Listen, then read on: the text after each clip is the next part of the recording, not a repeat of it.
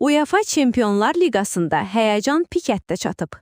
Azərbaycan futbolunun Avropadakı əsas təmsilçisi Qarabağ play-off mərhələsində dünya futbolunun nəhəngləri ilə qarşılaşmaq üzrədir. Ağdam klubu bu raundda Fransa çempionu PSG və ya İngiltərə Premyer Liqasının iddialı komandası Newcastle-dan biri ilə üz-üzə gələ bilər. Sfera.az xəbər verir ki, Çempionlar Liqasının play-off mərhələsinin həlledici püşk atması yanvarın 30-da keçiriləcək. Bu püşk təkcə Qarabağın növbəti mərhələdəki rəqibini yox, bütün Avropa yolunu müəyyənləşdirəcək. PSG-nin ulduzlarla zəngin heyəti, yoxsa Newcastle-ın fiziki gücə əsaslanan sərt oyunu, hər iki ehtimal Azərbaycan azarkeşlərini böyük futbol bayramı ilə üz-üzə qoya bilər. Xüsusi vurğulamaq lazımdır ki, Qarabağ bu mövsüm Çempionlar Liqasında əsl xarakter nümayiş etdirib.